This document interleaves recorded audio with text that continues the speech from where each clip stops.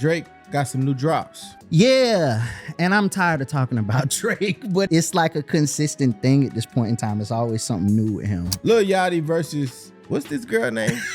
I don't. Kebab, Karraboh, what's her name?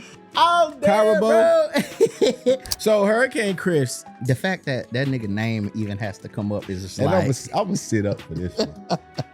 Joe Budden versus my girl, Riri, Caresha. Oh, please don't ever say Riri in reference to that woman. Man, bro. hold on now. No, not R-I. I know.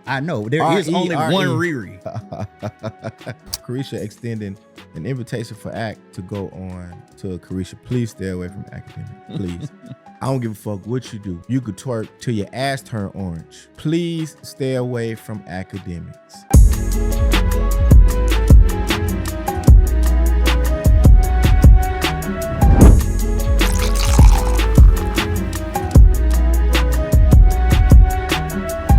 Yo, what's good, people? It's your boy, Way More Fly Than You. Welcome to the Audio Dope Podcast, episode 6, alongside my player partner. What's up, brother? What's good, bro? Teddy.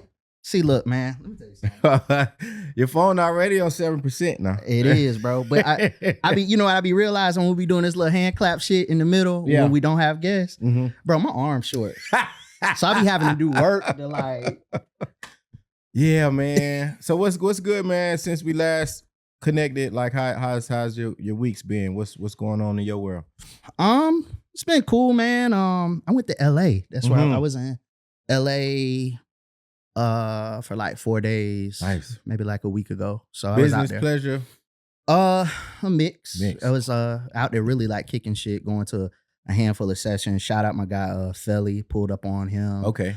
He was doing some work, and then one of my other songwriter partners, Willpower too. Shout out to him. So just really out there moving, shaking, doing some work, connecting the dots. So yeah. Cool. Yeah. I went to the game. FAMU, we beat Norfolk State in the MEAC SWAC challenge. It was that was my first time actually being in Georgia State Stadium. What did you think about it? Well, I know it's formerly Turner Hill. Yeah. Turner Field. Turner Hill. Down I Summer Hill. Yeah, you mix but it. it's in the Summer Hill area, and that area is really, really like it's a lot of shit over there. That was my first time kind of really being in Summer Hill and like moving around, but gentrification hit them hard. Real. Are you familiar with like Summer Hill? I know Summer Hill through YFN Lucci because I know that's his part of town. Yeah. And you know, when you talk about like the West End area, so I know about the West End through Lil Baby and all of that, West End Mall and stuff like that. But that was my first time actually like being in Summer Hill, but not being in Summer Hill because technically that shit is what they call it, Southwest Midtown or whatever new term they gonna call it. You know what I'm saying, when gentrification set in. But no, it was dope, man. I took my kids to the game. We had a good time. Saw a lot of people that hadn't seen in a while. Like for them FAMU events always bring out the best in. It's gonna do it. Yeah, every time. You know what I'm saying? So we had my partners came in town. We kicked it. Friday we went to what did we do Friday? You went to the cigar lounge, right? I did. Damn, what cigar lounge that was? Cigar City, I want to say. Yes, I did. Shout out to first and foremost, man, shout out my dog Bo Weezy. DJ Bo Weezy, world famous DJ Bo Weezy. If you don't know him, you just don't got you clearly don't have Instagram because he all over that motherfucker. But yeah, he turned up in Cigar City. Shout out to Mike Ben, who was the producer. Sorry, the promoter. Where I get producer from? But yeah, it was a good crowd, nice, a little intimate, like the older crowd, like hard bottoms. You could hear their shoes when you walk. Yeah, no. You know what I'm saying? Like, yeah, they hard bottoms, button up shirt, brandy, a cognac, and a cigar. My homegirl said she had seen you out there, that Run Family affair. Yes, so, yeah. We were right in front of their booth or her booth or whatever, and they got booths in the cigar lounge. They do, yeah, they do. But Atlanta's so burnt, bro. It is, but it's not. But too I guess terrible. A function like that, you need to sit down. Yes. But it's not like they overcharging you for the booth. Like they have a bar too. They got a big bar where there's plenty of seating around the bar. But if you want to get like a little section or whatever and get your hookah or cigars or whatever, that's cool too. I'm not a cigar smoker like that. Mm-hmm. Well, I'm not a cigar smoker at all. Like, I'm not a hookah smoker at all. Like, if it ain't a joint, don't pass it my way. So I'm telling you, I Yeah. couldn't do it. I couldn't do it. If I walked out, because I literally, when she told me you was there, I was like, yeah, because she was one of the promoters too. And I was like, well, Mhm. you know, I'm showing my love from afar because Mhm. if I go to a cigar lounge, I'm going to walk out that bitch with my sinuses. Yeah. Fuck the fuck up. Oh man. I be looking like Bane. Yeah, Like- I was, and I slid out there. I was out way past my bedtime because I had to get my kids to school the next morning, but we made it on time. Mhm. But yeah, man, we had a good FAMU weekend. Yeah. You know, shout out to FAMU Lee, Friends of Fam. Looking forward to the next events, of course, so we can, you know, pull up and have a good time. For sure. Yeah, man. So let's get into it, man. What we got? Drake got some new drops. Yeah. And I'm tired of talking about Drake, but it's like, I feel like it's like a consistent thing at this point in time. It's always something new with him. Now But this is outside of the 100 gigabytes. yeah, Okay. he did like another like random drop of like 3 more songs. Okay. And then like another drop of like, you know, stored away footage. So I saw something with him and where he acknowledged the weekend, like after everybody or something like that. Did you see that video? There's an older video. It's Drake when Drake had it looked like comeback season Drake. He had the low boy. Oh no yeah, beard. I did see that clip. Yeah. Yeah, and I just wonder, like, me personally, like, I really appreciate Drake's music. I appreciate his contribution to not only the hip hop culture, but rap, R&B, all of the genres that he has kind of hopscotched in. Mm-hmm. I appreciate his contribution to them. What I don't understand is just his mode, his MO, as my father would say. What is it? Motive operandi. Whatever MO stand for, and you could Google it if you think that I'm making this shit up. But modus operandi, I think that's the proper need to term. stand for move on. Yeah, that like, would it need to stand. I don't for. understand his. I don't understand the moves that he's making, bro. Like he's continuously proving to the world that he could be a corny ass nigga. That's as simple as I could put it. It's just like, bro, like all of this footage of you doing certain things to people or you undermining people or, you know, I think somebody was just complaining about Drake doing behind the scenes stuff. Mustard. Yeah. Was saying that Drake coerced Gordo to drop the same day as him as to he impact, you know, his album sales and things of that nature. And to me, to be honest with you, if it's more than one person in the industry saying the same thing about you, it got to be some validity to it, you know. And we talking DJ Mustard, like he not really with the gimmicks. You know what I'm saying? Yeah. His life has pretty much been private up until the point where him and his wife got separated and divorced or whatever. And then I think, you know, we didn't hear shit else until his new girlfriend got pregnant and that was surrounding the album and stuff like that. But for the most part, it appears as if, from the optic standpoint, it appears as if Mustard don't really fuck with nobody. Yeah. Like he make music and he go home to his family. So like the stuff that Drake doing, I don't know, bro. It's just weird. I mean, it's like I said, I'm cool with the footage because I feel like I get the MO with that. It's nostalgia. Even like freaking Quavo was shouting him out. I want to say it was like today or yesterday because there was a loose clip of him doing like the Migos ad-libs before they were about to go on tour or some shit like that. So like the footage makes sense. Like it's, again, and I'm kind of like you because I don't ever want to get it misconstrued or get to the point that people think I don't like Drake. Right. But it's like the music that's my issue. The music that's being dropped back before, it's 2 things. When Drake used to drop before, it was a moment. Yeah. Like it stopped time and everybody had to tune in, tap in.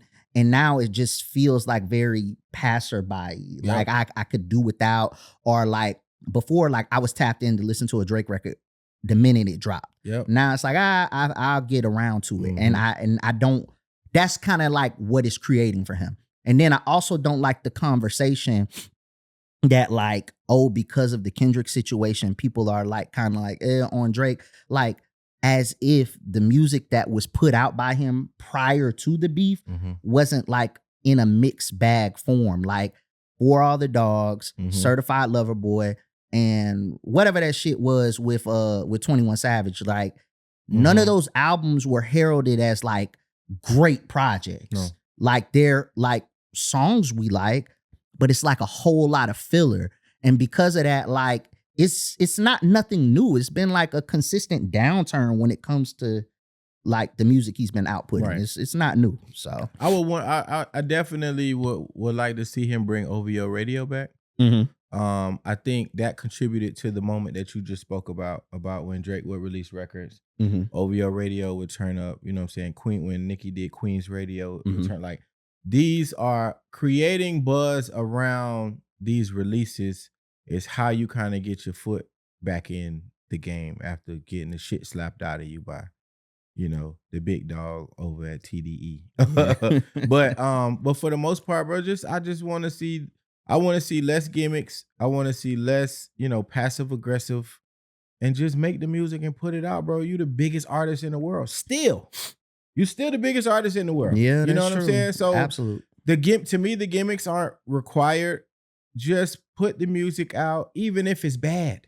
If you think it's bad, I think he's gotten to a point now where, and this is just me speculating, where he knows that a lot of his music is going to be highly scrutinized. Yeah. So he's tiptoeing around releases. Oh, another leak here.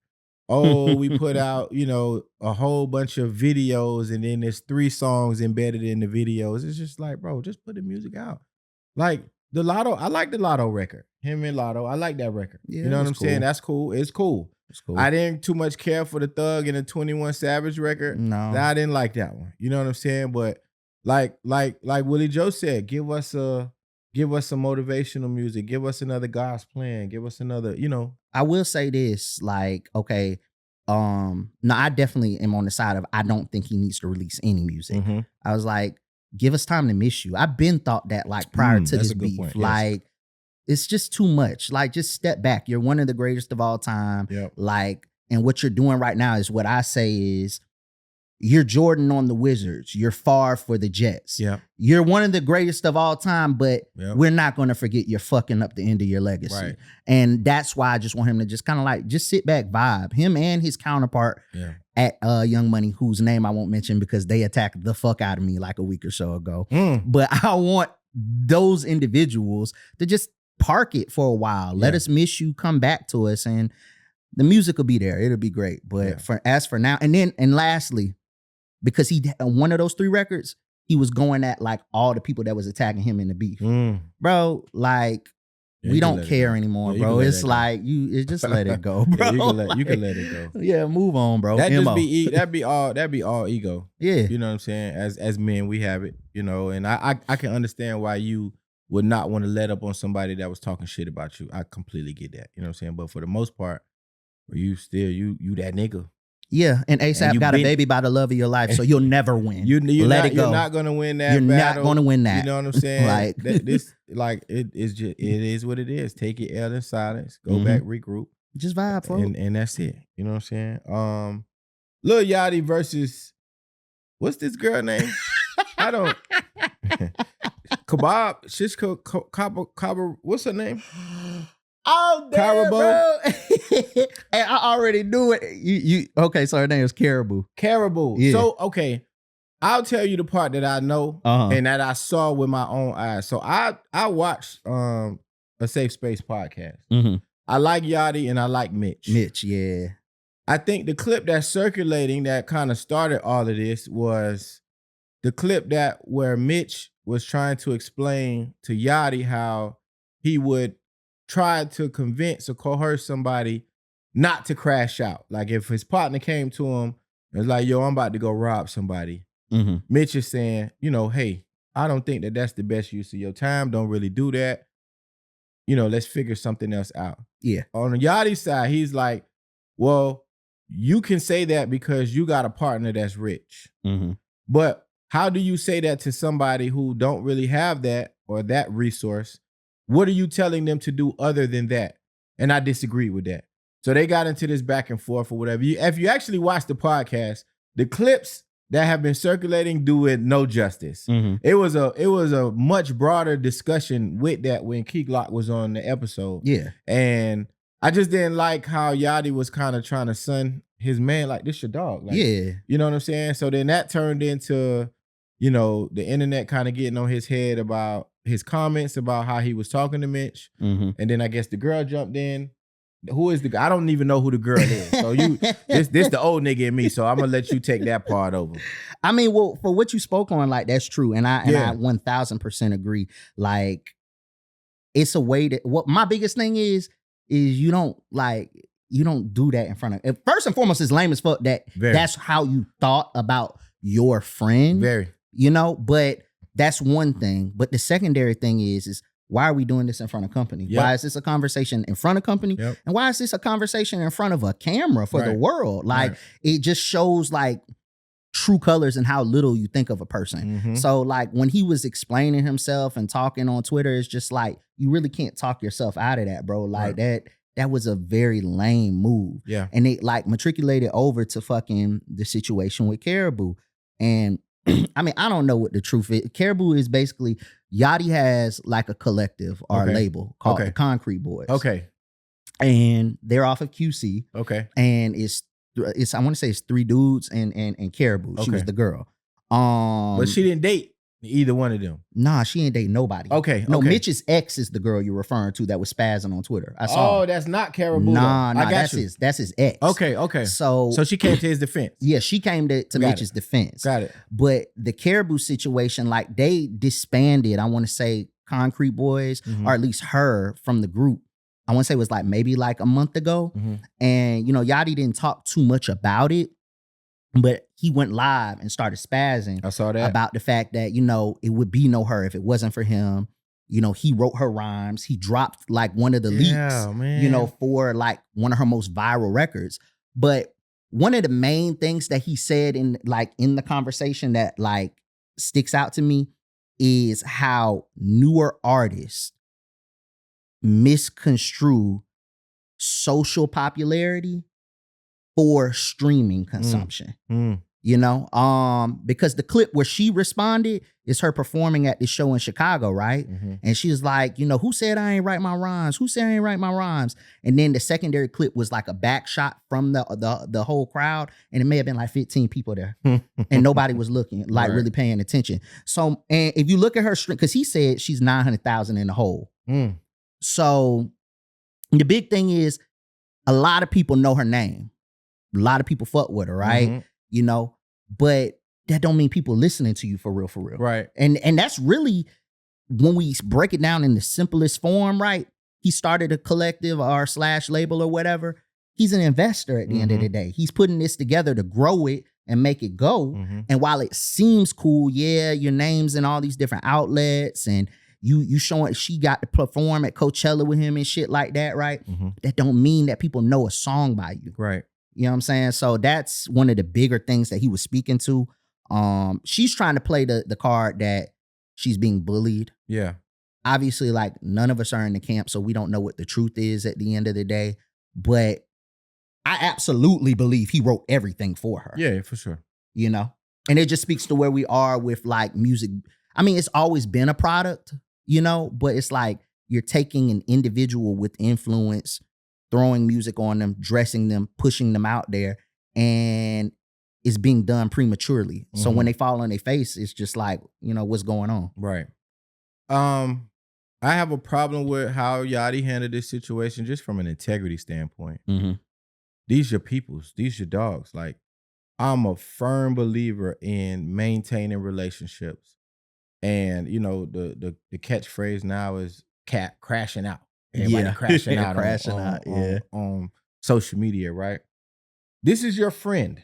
And how he was describing and talking about his friend, I had a problem with because, again, I watched their podcast. Mitch, I don't know him in real life, but Mitch seems like a very, very humble individual. He seemed like he smoked a lot of weed. He be real chill. You know what I'm saying? He has a great perspective on a lot of the stuff that he talk about. I agree with. I'm like, damn, that make a lot of sense. And he's looking at things from the lens of a regular ass nigga that got a famous ass homeboy. Yeah, pretty much. I think Yachty, because he has been famous. Yachty is what, 24, 25? Yeah, he like 25 now. 24, 25, but he been famous since he was what, 17? Yeah. So you figure you've been famous the latter part of your adolescent life and most of your adult life up until this point. So you are out. It's similar to, the whole analogy of when the last time a president went to the store and bought a gallon of milk, because they're so out of touch with the common citizen or the common person that they don't really realize that they've transcended above the middle class, so to speak, right? So I would much rather, I hope that this is not the end for those two gentlemen, because I really, really enjoy the discussions that they have on that podcast. Yeah. It seems genuine. It flows like it's him, it's them. They're filming it in his bedroom. You know what I'm saying? Like that shit it's a cold production that I hope they could continue on. But Yachty got to be able to control his emotions, man. Like, it's not helping that you paint your nails and you got beads at the end of your fucking braids. And you know what I'm saying? You talk with a twang, you sit Indian style. Like all of this is not helping. Bro, I mean, he's just eccentric, bro. Man, fuck that. He's eccentric, bro. Like, no, don't paint your nails. That ain't eccentric. I'm not here for it. It's your hands, do what you want with them. But like at the end of the day, like it's always been Boat. Like he's always been, I will give him all his just due, bro. He's always been ahead of the curve when it comes to culture and fashion. So like the things that like we'll sit here and say at 30 something years of age, that's like, that's whack, that's such, this, that, and third. No, that's style to them niggas. And it's past us. It's beyond past us. I'm sorry. Even understand. Well, I'm finna speak for all the niggas that was born between 1980 and 1989. That shit is weird. Okay? What about Wade? What? That shit is weird. That shit is weird. He was born. That shit is weird. That shit is weird. Wade he do some weird ass shit. Lil Baby. That shit is weird. Well, Lil Baby, he confirmed that his nails wasn't painted. I don't know. That was it. No, he addressed that shit real quick. Like, nah, I ain't paint my nails, and he showed his nails on live not too long ago. But the Wades, the Tyler the Creators, the Lil Yachty's, like all these people that just be painting it. I get it. You want to express yourself, and that's what you do. That's cool. From a nigga that grew up in the era that I grew up, that shit is fucking weird. Okay? It is. Men don't paint their nails. I was raised by niggas that didn't go to baby showers. Like, you know what I'm saying? Like, I'm from that era where men didn't go to baby showers. Now, niggas be the first one at the baby shower. Myself included. You know what I'm saying? So I'm not, I can evolve to a certain point. To a certain point. Nah, we not painting our nails. I get manicures, I get pedicures, I get massages, I get facials, I do all of that shit. I'm not getting no nails. I'm not getting no polish on my nails. I'm not getting no polish on my toes. And I know it's a lot of people that do. Don't get me wrong. Do your thug thizzle. I'm just telling you, the era that I was born in from 1980 to 1989, that shit is weird. And I'll leave it at that. So Hurricane Chris. The fact that nigga name even has to come up is just like... I'm gonna sit up for this one. Hurricane Chris, man. I like Hurricane Chris, actually. He has a great story. He has a story where he's persevered through something that a lot of people just don't come back from. He almost lost his life. You know what I'm saying? I do believe that during that incident, he already seemed like he had a lot of built up animosity over the course of his life for many different reasons. You know what I'm saying? He got animosity with Bebe because he feel like Bebe didn't push his career how he should have, or supported him in his career as he should have. Yeah. He got the whole attempted murder or the murder trial thing that he beat. Yeah. You know what I'm saying? I'm pretty sure he got a whole bunch of kids, whole bunch of baby mamas. All of this factors into just being frustrated. And you could tell this shit when niggas is frustrated on the internet because they always walking and yelling at their phone. Always. So I seen the video with him pretty much saying how 50 Cent came down there. 50 Cent had the festival. For those of y'all that don't know what we talking about, 50 Cent had some kind of music and cinema or arts festival in Shreveport, Louisiana. He had this whole big weekend. A lot of people flew down there because he just opened up a production studio down there. And Fredo Bang performed. Fredo Bang is from that area, Shreveport, Baton Rouge, all that area. I'm not as well versed in Louisiana, but I do know that all that shit is in the same vicinity. And Hurricane Chris took the live and pretty much was expressing his displeasure for 50 Cent having all of this down in Shreveport and not having no Shreveport artists performing all this other stuff. And Fredo Bang chimed in and said, hey, I performed. Who am I? If you saying nobody was down there, then who am I? And that's all he really said. And I like Fredo because of how he handles stuff. You could tell Fredo will kill you if he need to. Like he's one of them people that you just leave alone. He always smiling, but he address shit in such a subtle way to the point where you might want to leave him alone. Yeah, he be unbothered. Yeah, but I think Hurricane jumped out there a little bit prematurely. He should have just kept his mouth closed. No, yeah, I think you hit it on the head. I didn't even think about it like that, but yeah, it is like coming across like he's projecting. I think it's ignorant to even think or utter that what 50 is doing in that area isn't going to be beneficial to that area. Absolutely. I was in Shreveport, actually, I want to say about 2 months ago when I was in New Orleans, and because that's, I believe, where Southern is. So okay, yes. And I seen it. What's there? Nothing. Okay. Nothing. And the thing about it is, it's like salute to 50, yes. A black man, right? Making progress like this and opening up, in that area, right? So my thing is, think about all of the jobs that are going to be created from having that studio in that area. All Hurricane was focusing on, he's like, oh, you done paid these fucking cops and they already got they pockets lined and been doing us wrong all this time, bruh. But like, that was just for that. First and foremost, this whole ignorant philosophy or disconnect that you don't need some kind of security or police, like, my guy, like, who are we? Yeah. So, but thinking past that, bro, again, opening that studio is going to create job creation and stimulate that area unlike it's probably ever been seen. Absolutely. So Absolutely. I just felt like that was very like, ignorant on his part. And yes, Fredo Bang is definitely from the area. So to say that he didn't have somebody there like that, again, was very ignorant. Right. So it's just like, bro, sometimes it's bigger than him. It's men. And then especially as black men, sometimes we have to like check our projections. Yep. And just do that self-work and understand like, maybe it's me before like I hop to my phone and talk. You're a person of influence. Dog, the fact that everybody runs to their phone to yell on selfie mode. Yeah.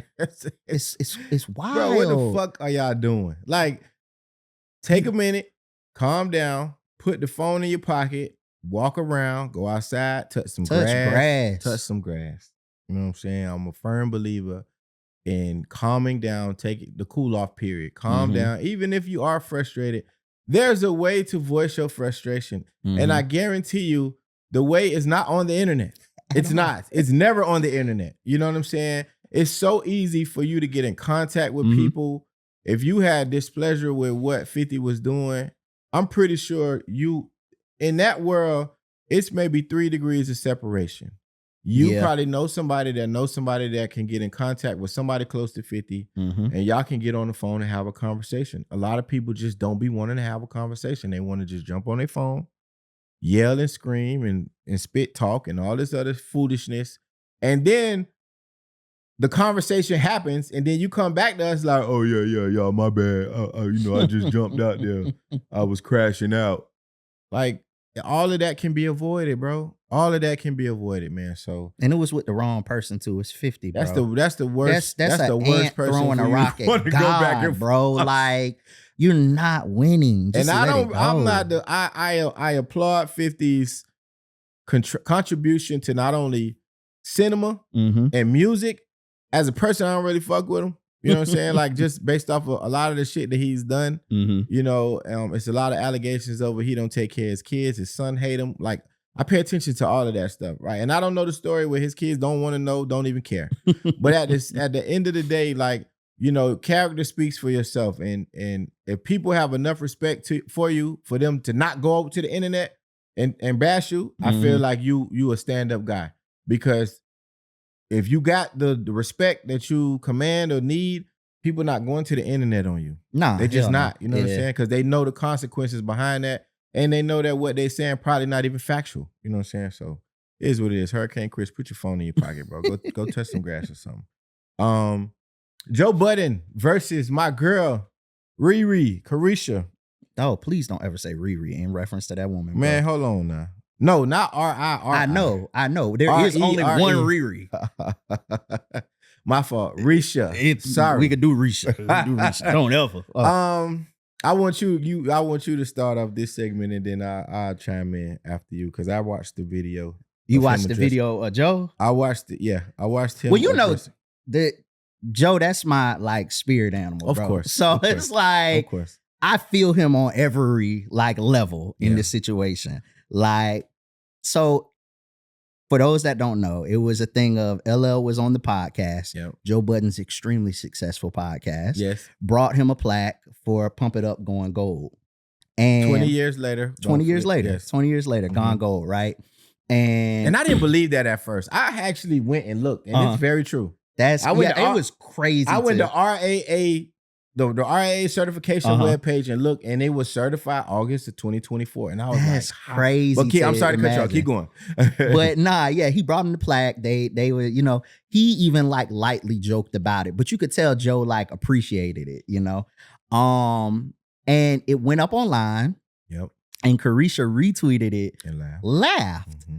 And it just led into this downward spiral. Like there was a back and forth, like a slight back and forth between them, which led to Caresha doing this whole default, oh, I have so many men attacking me. Y'all don't protect Black women, which is like a whole nother conversation for me, you know, as a man that loves heralds and all that stuff for Black women, right? But it's like, that can't be the default in every situation, especially this situation. But she went to that.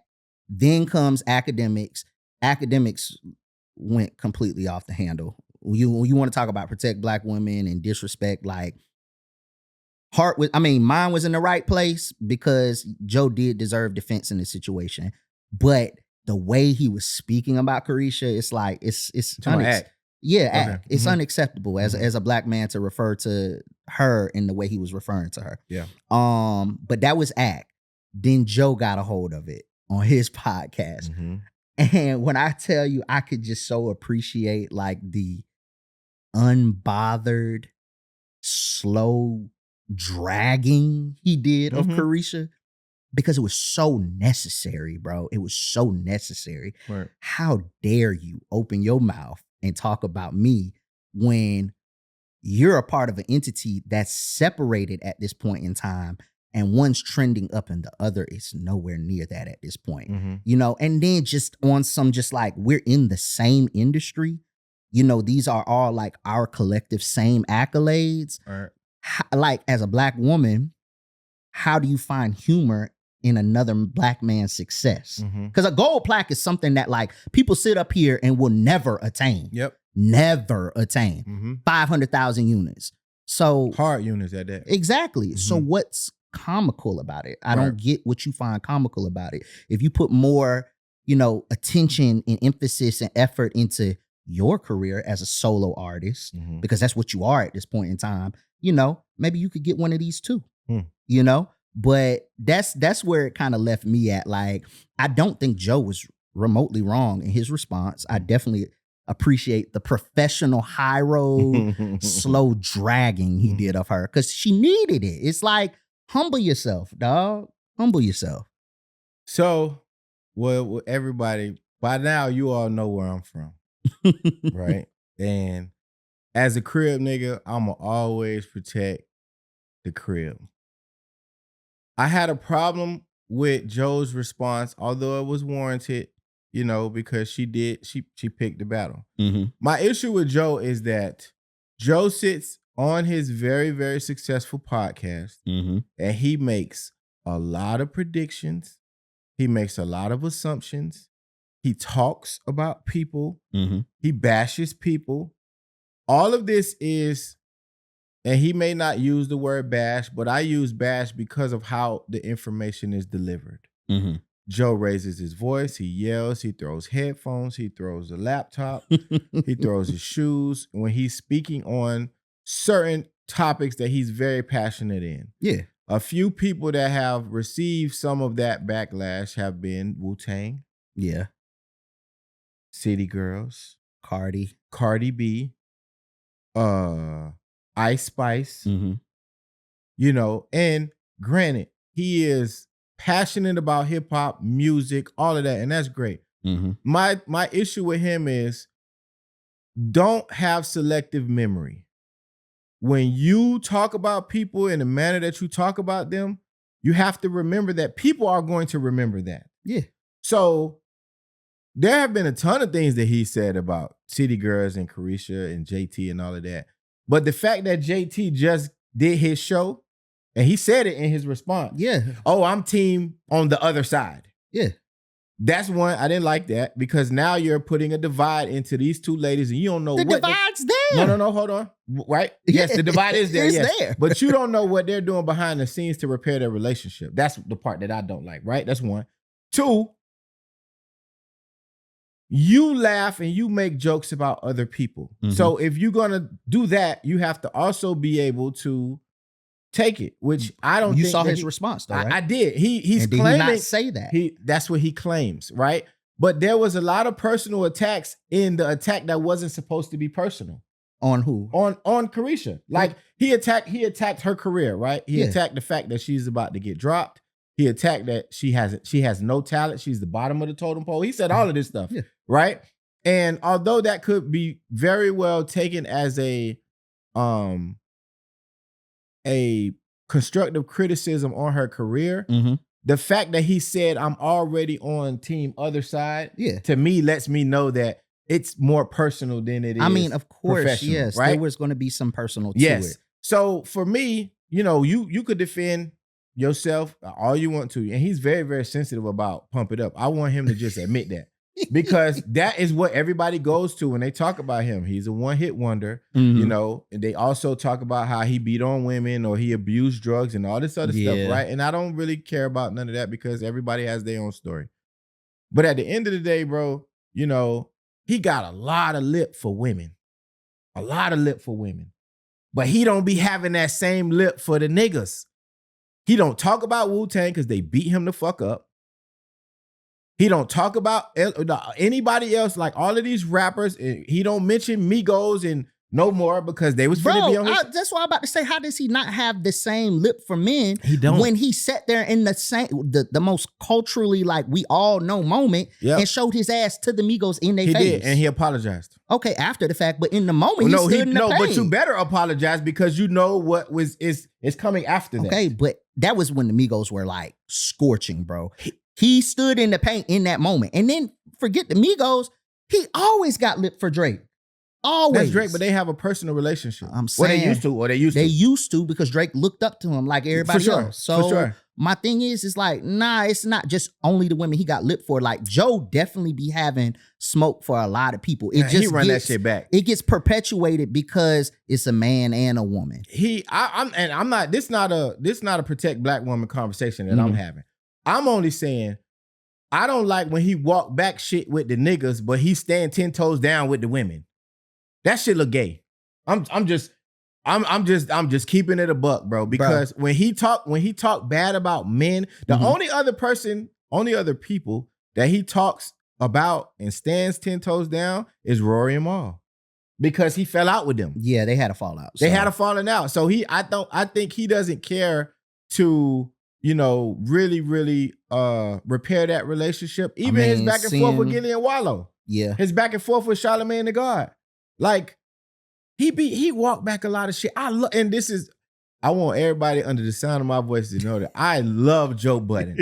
I am a Joe Budden fan of not only the podcast, but his music catalog. The nigga can rap. Yeah. The nigga can rap his ass off. Even still to this day, I believe he can rap his ass off. But just how he moves and the integrity that he's supposed to have as somebody with such a loud voice as his, it could use some fine tuning. That's all I'm saying. I don't know, because the thing is, at the end of the day, while you're masking it with the personal, there's validity to these. Absolutely, yeah. Being at the bottom of the totem pole. Yeah, for sure. She absolutely is. Is she talented? JT is the more talented. She absolutely is not. JT is the more talented. JT was the artist. Yes. She was the influencer. Correct. So it's like, correct. Let's not be sensitive to his extraness when there's absolute validity to what that nigga's saying at the end of the day. Delivery matters. She hopped off the, well, it don't. Delivery matters, bro. He could throw his headphones and holler for all I care. She hopped off the porch about the situation. All she did was laugh though. Bro, you knew what she was trying to do when she laughed. But bro. we know what he do when he throw the headphones. Tell her to get a gold plaque. Yeah, you can very well say that. Tell her to get a gold plaque. By herself. Yes. By her damn self. I'm in agreement with you. So that's what I'm saying. I'm in agreement with you. You hop off the porch, then be prepared for the smoke that come, especially for a nigga like that. Yeah. Like, it's not a man-woman thing. It's more so a thing of like, you chose this battle. Stand 10 toes with it. It wasn't like it was academics. Because like I said, that was disrespectful. How he spoke of to me, Caresha. It's no different than Uzi's exchange with Caresha on live. All of this is the same conversation, in my opinion. I ain't catch that one. Oh, okay. So when real briefly, when JT, I guess she called. JT and Uzi were on live. Mm-hmm. Either they patched in Caresha, or Caresha and JT was on live before Uzi got in the conversation, and he took over the phone and he was talking to her real reckless, bro. Like at the end of the day, nigga, these is women. These are women, and I get it. Mm-hmm. We in a male-dominated industry, yes, absolutely.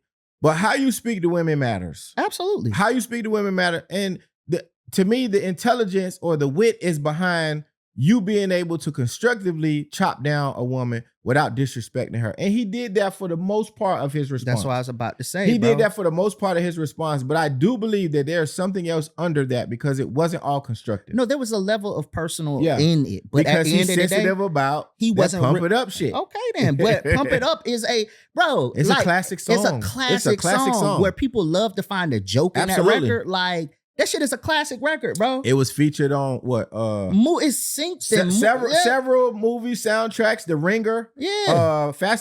Too Fast, Too Furious. What's the other dance movie? You Got Served. You Got Served. Yeah. It appeared in so that's why I was so shocked that it's just now going. Yeah, that's gold. Crazy. Not even platinum. Yeah. So, but yeah, I mean, again, I'm a Joe fan, but whatever. Speaking of act, bro. I really don't like this nigga. But anyway, him and Caresha extended this plays into a segue of Caresha extending an invitation for Act to go on to Caresha Please. Mm-hmm. Caresha, you probably will never hear this podcast. I don't know. Somebody may say it to you or whatever, or somebody may send you this clip, and I'm gonna make sure that this clip gets chopped down.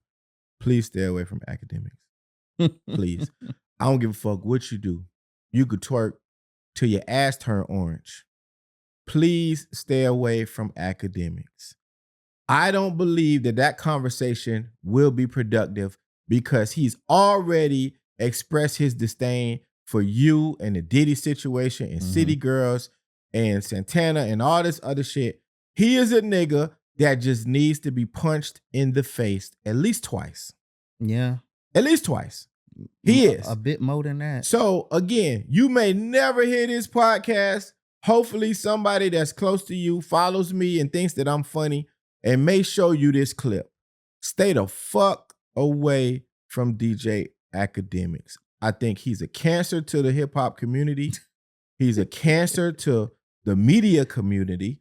Half the time he don't know what the fuck he talking about.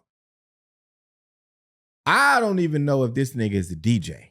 He's definitely not a DJ, bro. He's definitely not a DJ. But for some reason, we keep just calling this nigga DJ Academics. I ain't seen the turntable yet. I hate that you gonna make me like halfway defend this nigga, you can defend him all you want. I hate that. I wish I had another foot so I could stand 15 toes down. I hate that and say, stay the fuck. I want everybody to stay the fuck away from Academics, and I want everybody to stay the fuck away from DJ Vlad TV. Yeah. Please. I agree with you on that. And Adam 22. Oh, fucking sick of him, bro. Those are the three people I want everybody. I put all the motherfuckers in a box. All of them. You know what I'm saying? The only thing with Ack is like, I'm not going to go as far and call him like a cancer and him not being important in the culture. No, that nigga Academics has definitely done his thing within the culture, bro. Like, he speaks to and shines light on artists that, again, it goes back to that conversation where, I'm always teasing you. I'm like, oh, here go the geriatric, or whatever. But like in some conversations, like we're both geriatric too. So it's like he represents and speaks to those artists, bro. It's not for us to like thinks some shit's hot that he's speaking to. Right. So I don't think he's a cancer. I definitely think that he's important to the culture and where it's at now. My issue is, I agree with you. I don't think that she should do that with him. That conversation is not going to be productive at all. But this is why it's going to take place, bro, because it's kind of like what Royce was saying last week, social currency, but it's also a thing of like clout currency. Yeah. At the end of the day, who's not going to be tuned in? How many clips are going to get bust down from that and seeded across the internet? How many, the engagement, the advertisement that's going to come from that? We just live in a day and age, the good, the bad, the super fucking ugly, like whatever, like catches everyone's attention. Like that's all that matters at the end of the day. So a sit down between academics and Caresha just after he done talked about her like she was a fucking like nut rag and all this other just like foul, disrespectful shit he done said about her. Like on a human level, she ain't got no business being in the same room with that nigga without other niggas putting their hands on him.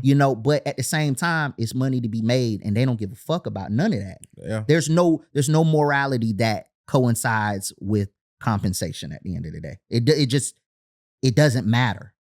And that's why it will take place. Yep. That's why academics is relevant and he's not going anywhere because whether you like him or not, you tapped in and that's just what it is. You can't tell, like, do you got him blocked on all your social networks? No, I don't. But I don't follow him on anything. Do you retweet? If you dislike something, you don't retweet and be like, man, this is fucked up. No, like, I don't. I address it on my own platform outside of a retweet. But I see what he talks about. I see the things that he posts.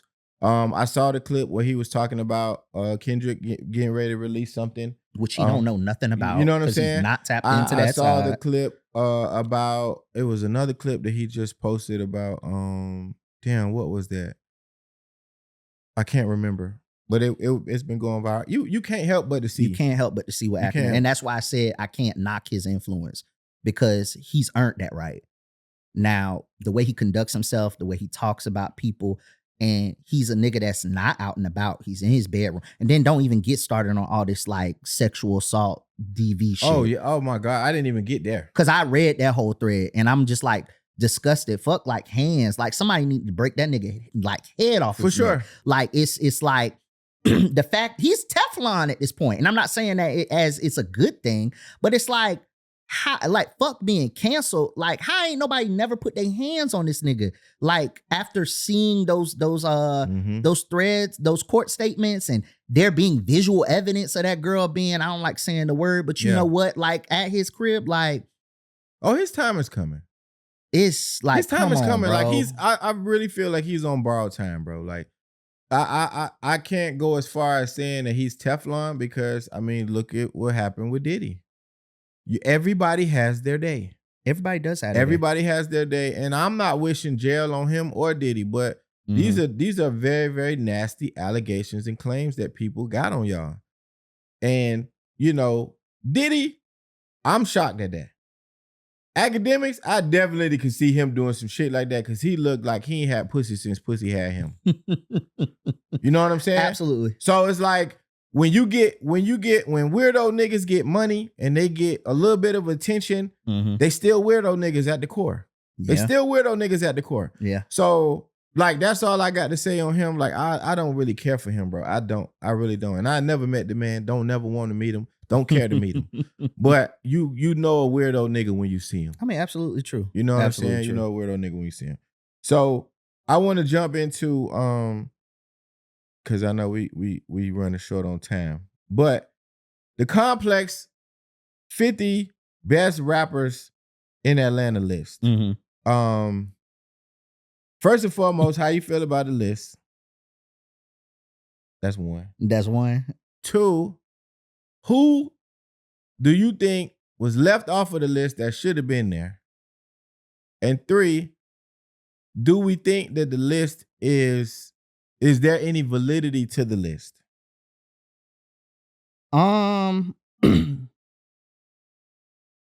So I'm in agreement with a lot of the list. It's just more so like where people are placed on the list. Okay. I know a lot of people took issue with like Future being that high, but it's like, come on, folk, at this point in time, like the influence and like the tenure of the success, like it's just unquestionable. Right. Like, a lot of times people don't want to move the marker for like modern artists. Yep. But like, T.I., Gucci Man shouldn't be that high to me. I'm sorry. Excuse me? I don't give a fuck. I'm and then secondarily, yell at your ass. if you really want to get down to it, the nigga from Bessemer, Alabama.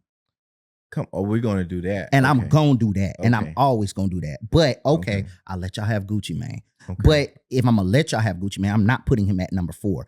The only thing I like, he's got a catalog, he got them records or whatever. The only thing that like I like champion him for is being like the A&R of Atlanta, as far as like all the artists that like he's found, he's broken, had influence behind. You can't just browse over that. No, I'm not browsing it. That's major. Yeah, but when I'm talking catalog, you got Jeezy behind Gucci Man. I wouldn't put Jeezy behind him. Gucci Man don't got a fucking Thug Motivation 101 in his catalog. He does not. He does not. Like, are we serious? Yeah, I would not put Gucci behind. I would not put Jeezy behind Gucci. I'm sorry. I definitely agree. I think it was B-Dot that had said it. I don't separate. I hate that we separate Big Boy in 3 stacks and we play Big Boy like he's like some second fiddle. Like I look at them as outcasts, and yeah, I wouldn't have them separated like that. Another big one that a lot of people talk about is Playboi Carti being at number 12. He most definitely should not be number 12. Who's behind him? I see Offset. I see Get the fuck out of here. Kill him. I don't like. It should be the Migos. Killer Mike is behind Playboi Carti. I take Playboi. Man, hush. I take Playboi. No, you don't. I absolutely take Playboi. We're talking. It's a rapper's list. Is that all we're judging? Is like that's what the title of the list is. It's a rapper's list. There's no planet that Playboi Carti on no planet. I don't give a fuck how you could. Bro, tell me 3 songs by Playboi Carti. I don't want to because I don't know. Like that's like I don't know.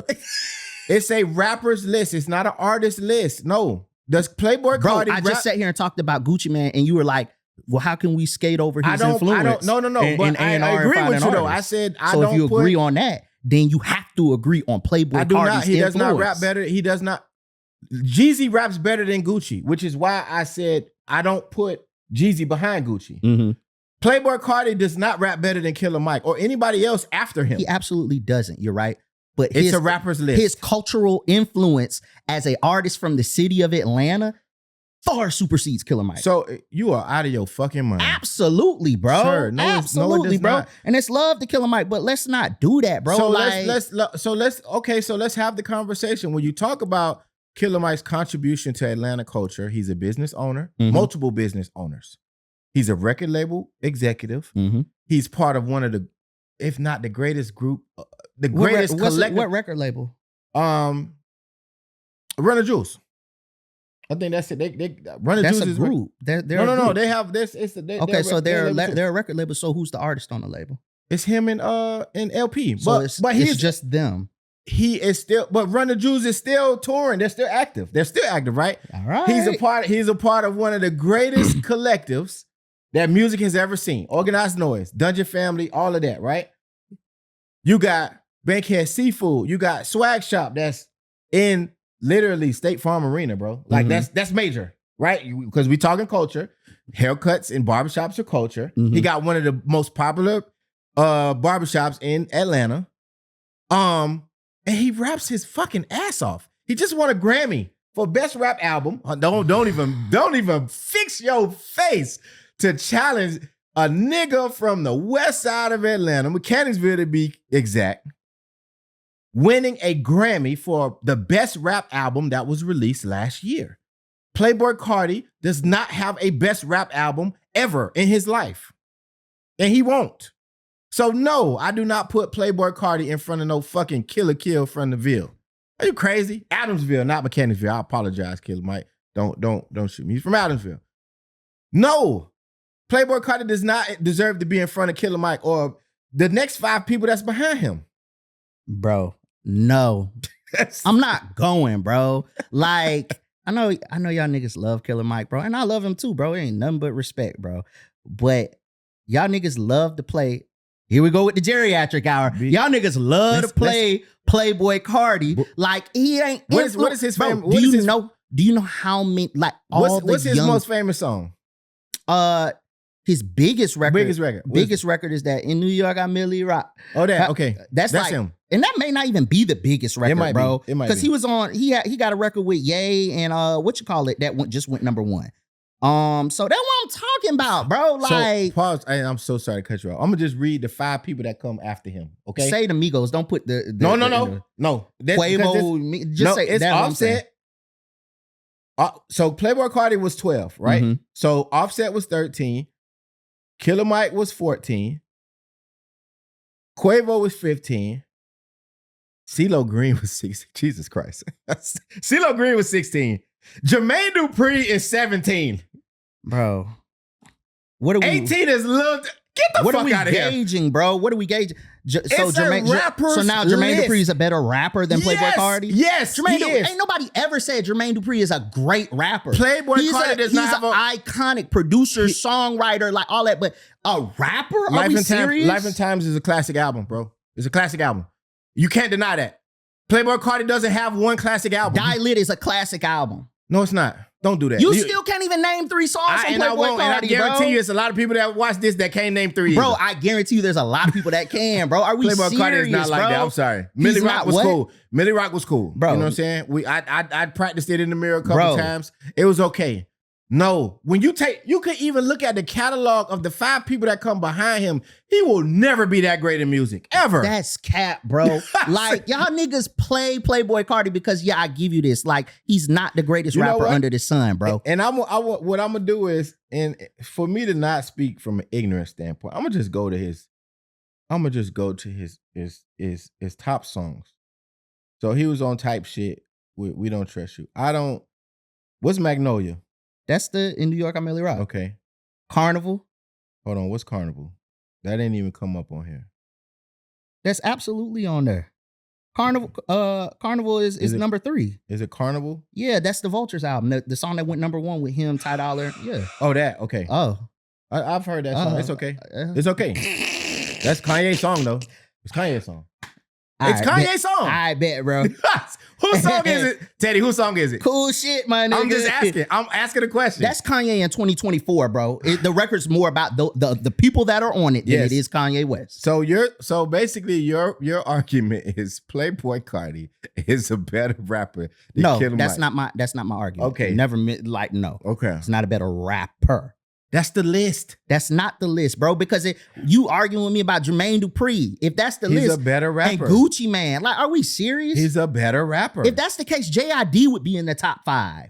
He's a better rapper. Oh, you're naming better rappers than Playboy Cardi. And better rappers than Gucci Man and fucking Jermaine Dupri. Yes, absolutely. Is JID a better rapper than Jermaine Dupri? Absolutely. Yes. Absolutely. Hands down. There's a magnitude of people on that list that are better rappers than Absolutely. And Playboy Cardi probably need to be at the bottom of that list. No, because the list isn't just only comprised about being a rapper, man. Okay, so hold on. Let's see. Before there was Young Thug, Gucci Mane, and T.I., even Outkast, there was Mojo. Popularly known as Atlanta's first rapper, by 1984, he had 2 rap records being played on local radio. Batman, Let Mojo Handle It, Jump, Stomp, and Twist, right? So even as Atlanta surged to become the dominant force in hip-hop, the criticism persisted. Jeezy wasn't lyrical, D4L was a minuscule act, Gucci Mane was crazy, Soulja Boy killed hip-hop, this and that. This list celebrating the best 50 rappers from Atlanta. This settles my argument right here, bro. If this list was only about... That's B-Dot's list? Is that B-Dot's list? No, this is the list, the complex list. If this list was purely about the best skilled rappers in Atlanta, top 50, Sci-Hi the Prince wouldn't be number 48. He would not be 48. But here's the thing too. Let's take into consideration, where's Complex? Yeah, no, all of that has to take. Where's Complex located? Yeah, it's not New York. It's in LA, New York. Yes, Chicago, somewhere like they're not down here. Yes, and that's the same problem that I have with a lot of podcasts. Rory and Mal, Joe Budden, when they start to talk about Southern hip hop, they misuse their words a lot because they're not familiar with what we know down here to be. But the crazy thing is, you're from down here, and you have the audacity to play on Playboi Carti's name. I'm not playing on him. I'm just telling you who he's not better than as a rapper. But you also can't tell me 3 songs. I can't. Magnolia. Nah, bro. Let's move on, bro. Let's move on, bro. Cultures. Millie Rock. It's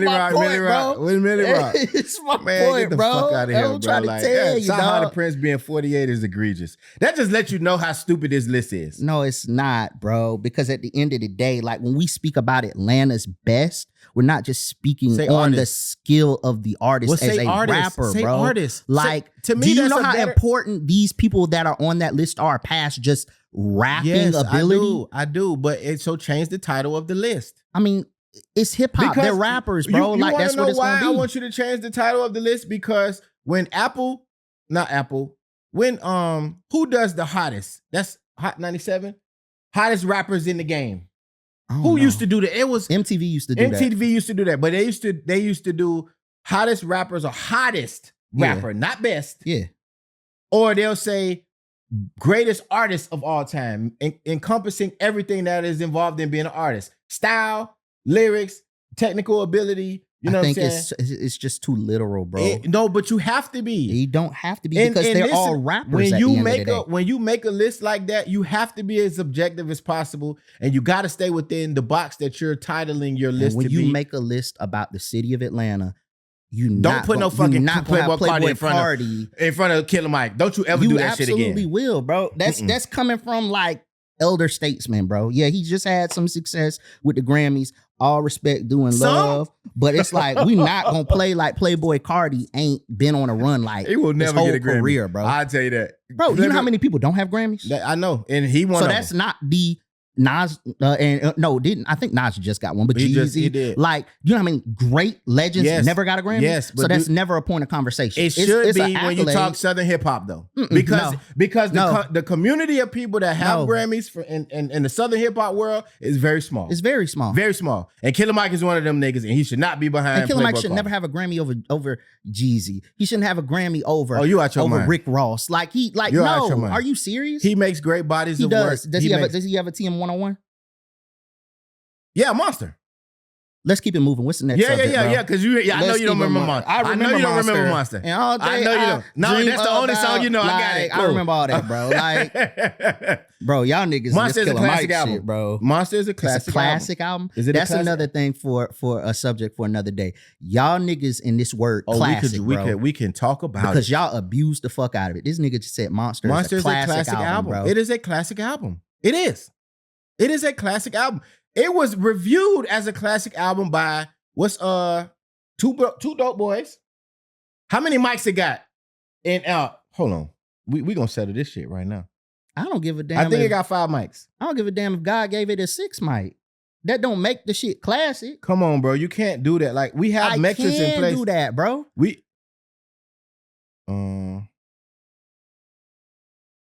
Hold on, I'm finna find it, bro. Killer Mike. That's what it is. The Monster album was like that, bro. Okay. All right, I'm gonna let you. It was like that. That's your whole vibe. I'm gonna let you have it. Boy, I tell you.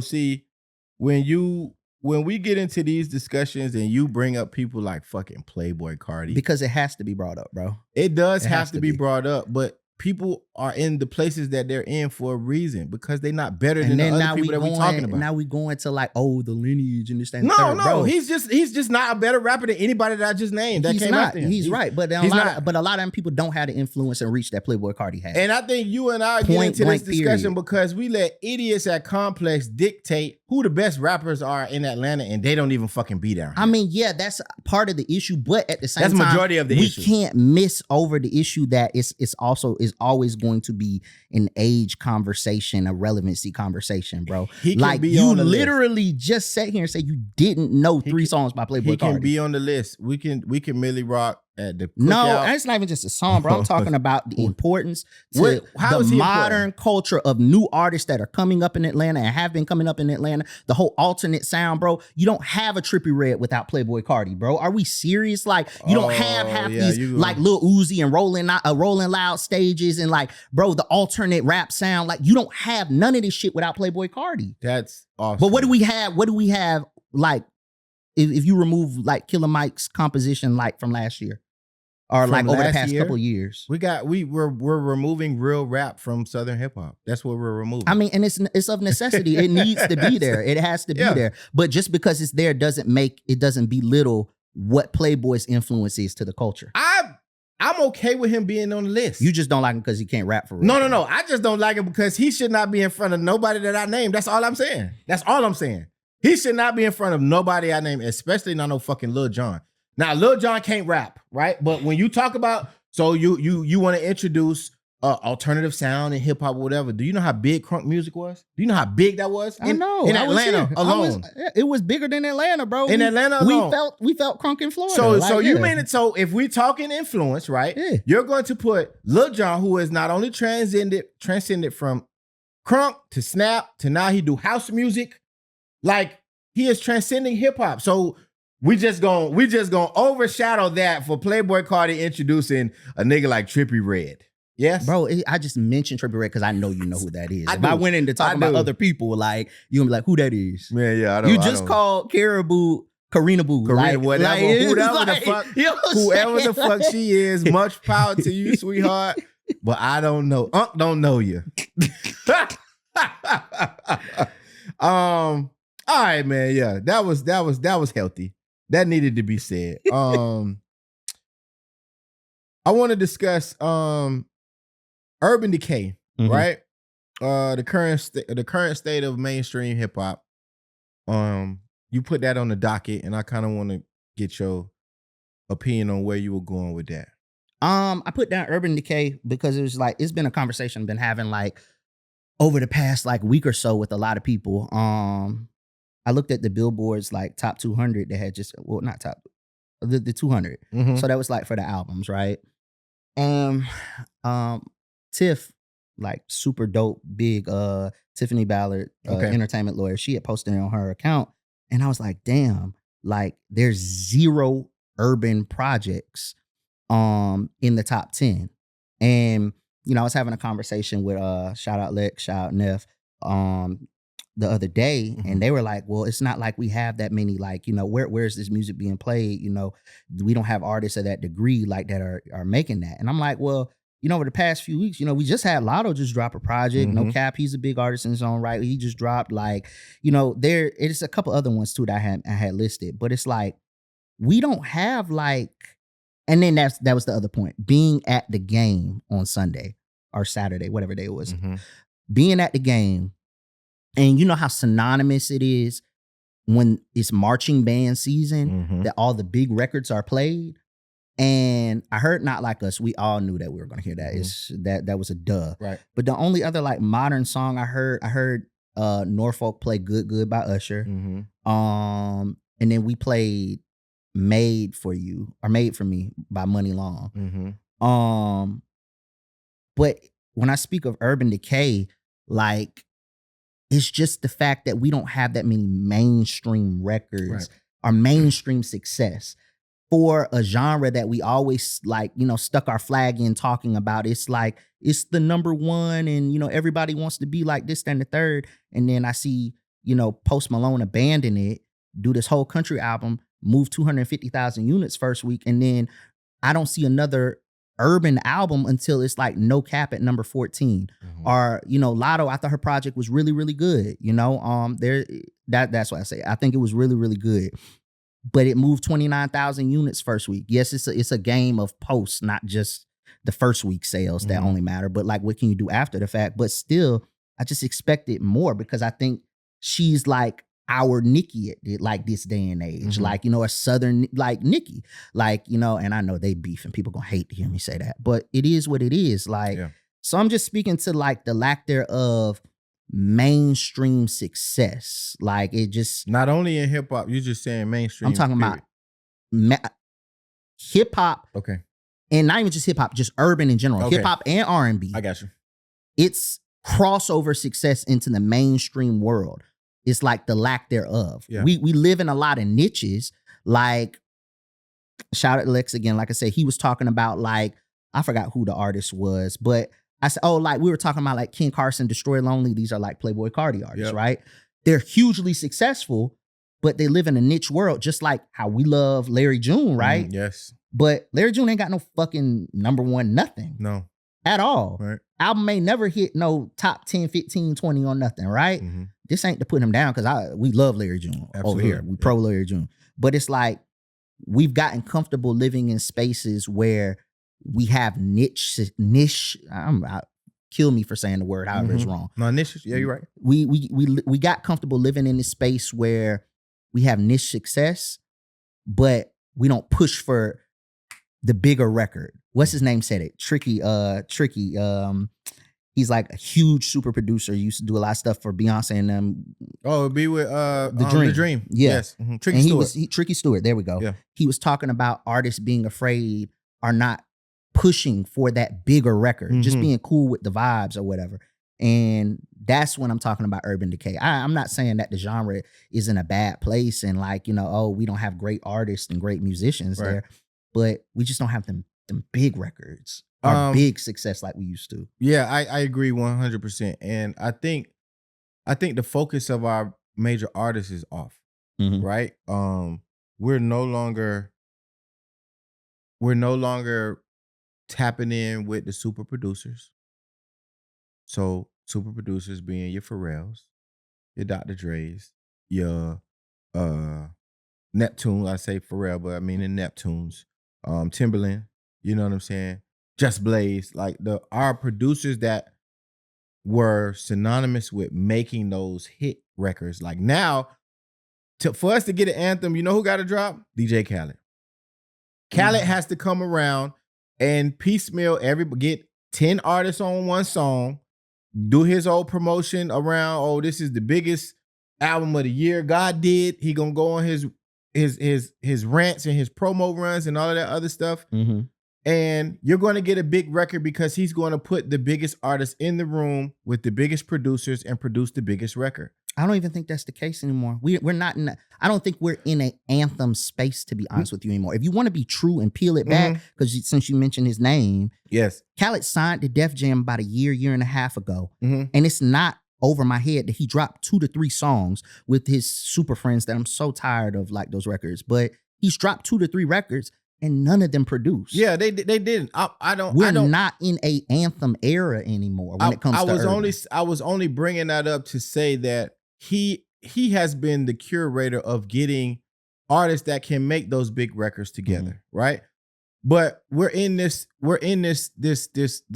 state of the culture where everybody is chasing a gimmick, right? A song that is accompanied with a dance, or a song that can be played on TikTok or that can be reposted on TikTok or social media and things of that nature. And I just think the artistry just has died down as far as making those big records. I don't think that people are getting in the studio together like they were anymore. Everybody just sending records. They working with producers. They doing, even Jim Jones said it, like they doing these virtual studio sessions. And the chemistry of making the big record has died down, because the biggest records that we've known up until this point were you getting in the studio with an artist, y'all coming up and y'all feeling the vibe off of each other, and then y'all creating something that you can't create over Zoom. You know what I'm saying? So I do believe that once you hit rock, and I can't even say that it's rock bottom, because once you hit the bottom, the only way you can travel is upward. But I want to ask you, who is an artist that you think can turn this around? I mean, obviously we know Drake can, right? But I don't even. But outside of Drake, who do you think is somebody that can? That's the issue. Is like I don't even want to speak to these older artists, because when Kendrick dropped, when Drake dropped, when Cole dropped, like it's gonna be like they're gonna have mass success with their projects.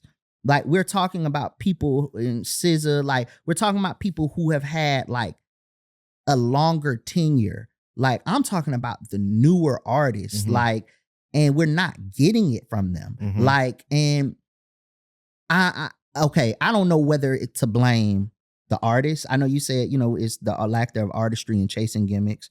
So do we blame the artist? Do we blame the producers? Do we blame the label? And then there's a fourth party in this that, like, I like to blame a lot of times, and it's the consumer. Yeah, it's collective. Because at the end of the day, a label is vesting in an artist for a return. Yes. So there's no morality to the success. Only business. Get it however it happens.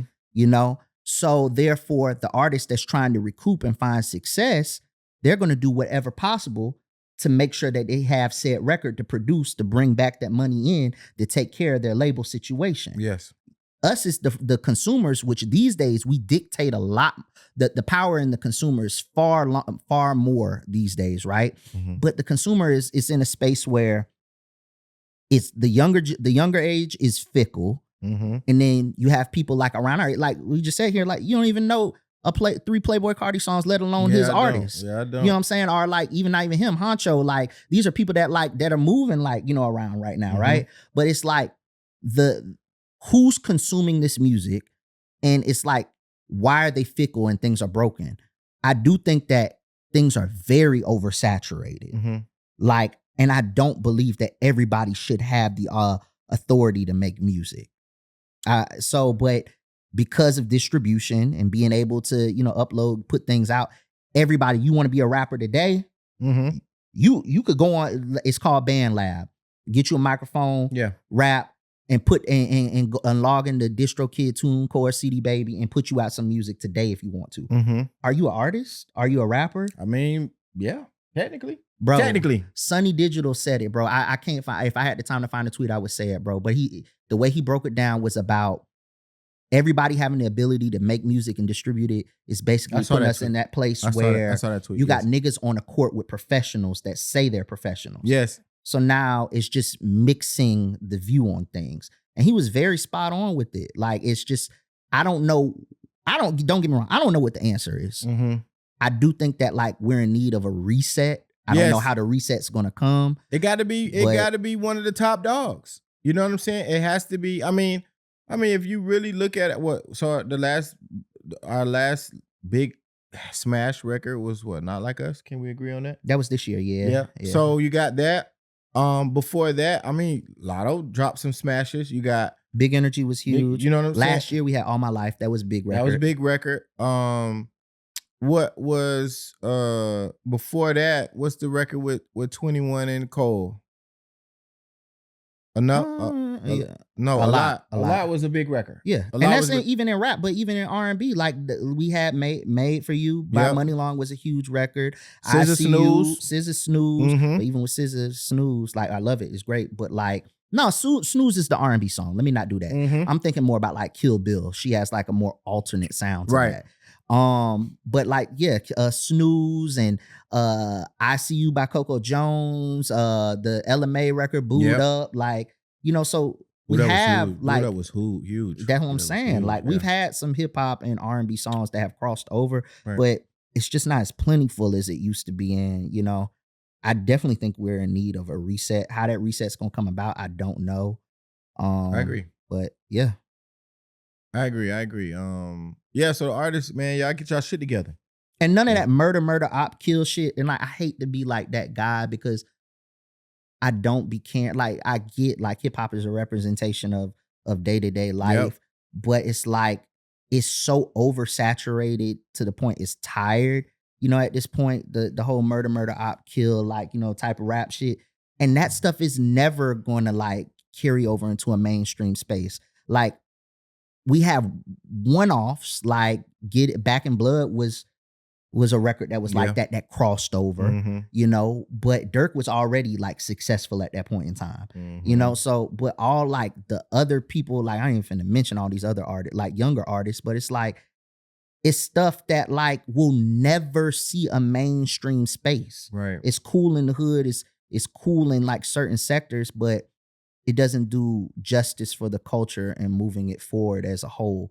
And Yeah, like I know we running out of time, so it's like the whole Tyler situation is kind of, it ties into this and it's very pertinent. But it's like it's a lot of niggas taking up space in this shit, bro. And you know, you got executives that are just trying to make money at the end of the day. Like as they always have. As they always have, but the greed in the business is superseding the importance of the music composition. And Quincy Jones made that statement, and it's so true. And I think about it a lot these days. I mean, I think about it a lot in the conversations I have all the time. And it's that when business enters the room, you know, I think it was either God or creativity leaves. I think it was creativity. Yeah. And when you're constantly having conversations about business, which is of necessity, the business got to get taken care of. But it's like, you see like the lack of concern for the creativity. Nobody give a fuck as long as the dollar's made. And it just sucks. Yeah, I do. I want to see an upturn because like that's when we thrive in society, when you have good music to listen to. Like even I even backdate to when Obama was elected and My President Was Black hit. Bro, listen. That was a major record. I remember where I was when I heard it. Like, you don't have those same feelings of records anymore. You know what I'm saying? Like, I remember where I was when I heard Hit 'Em Up. I remember where I was when I heard Hit 'Em Up by who? By Pop. You know what I'm saying? Like stuff like that. Like these records, you know, California Love. I mean, you can even come back this way. Like, bro, I be forgetting you got a couple years on me. Bro, like I remember you that, remember bro. where you were when Hit 'Em Up came out? I remember where I was when Hit 'Em Up. I remember where I was when I heard Nelly Country Grammar. Oh yeah, I remember that. I remember that. I remember where I was when I heard T.I. 24s. Like, I remember where I was when I bought 50s Wayne, Get Rich or Die Trying, man, and Wanksta. Oh my God, man. You know? It was just so, you know, I think for us, we play so much on nostalgia, and nostalgia helps us appreciate the culture a lot.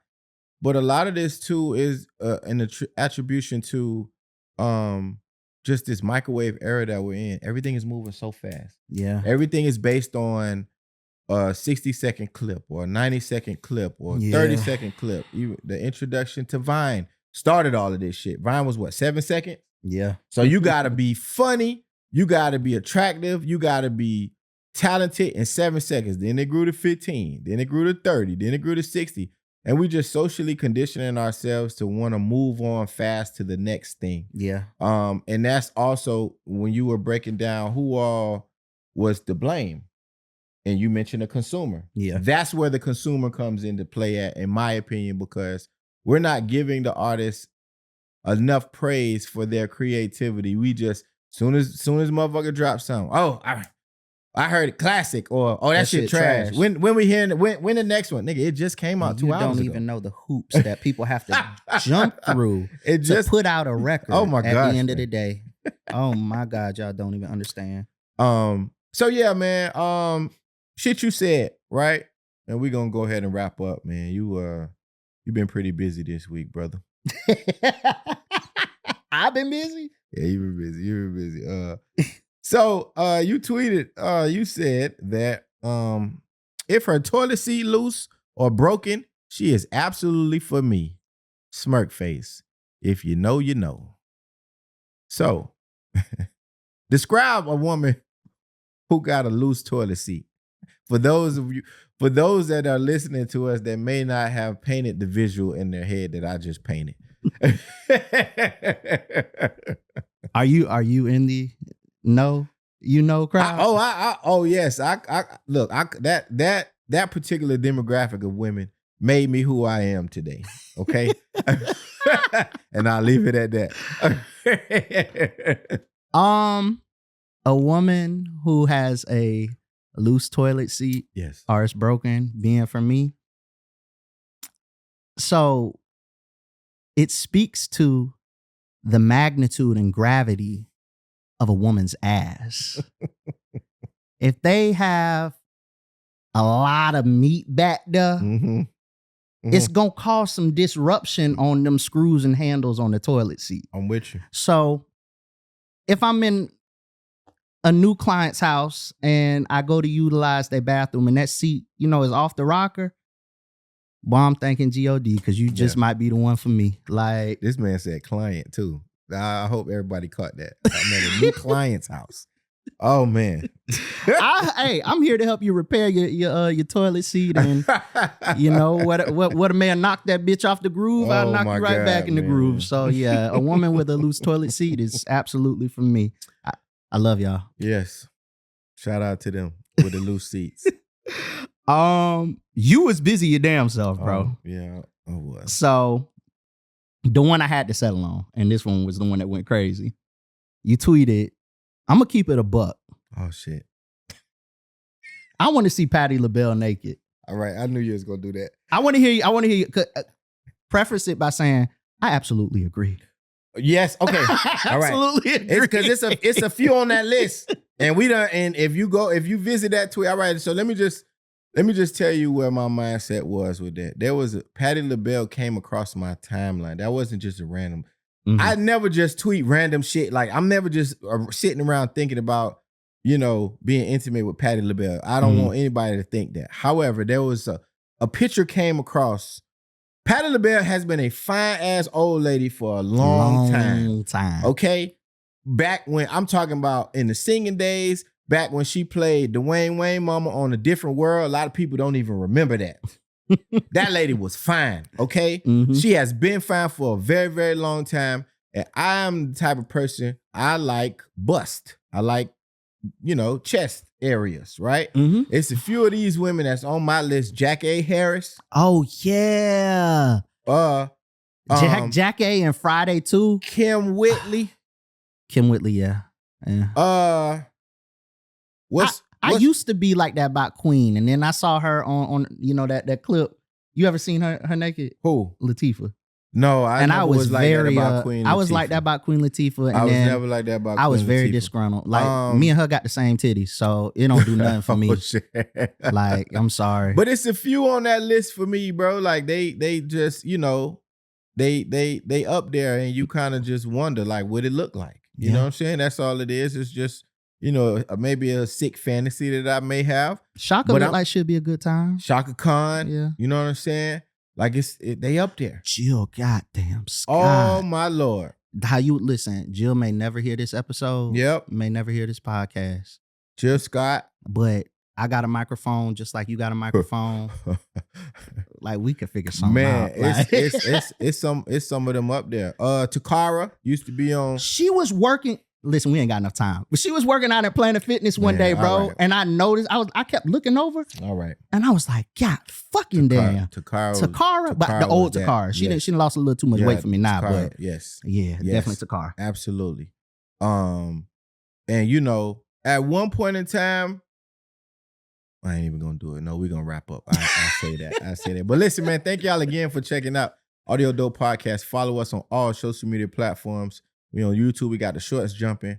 We in the streets. We coming up with more concepts to get back out in the streets with some more this or that topics. So and we just hit 100 subscribers. So definitely appreciate everybody that's been tapping in, following the situation. For sure. Each one teach one, tell some motherfucking body to join, the family on the couch here with us. So we definitely appreciate y'all. Absolutely, man. I'm your boy, way more fly than you. Teddy Harris, Thank y'all for listening. Appreciate it.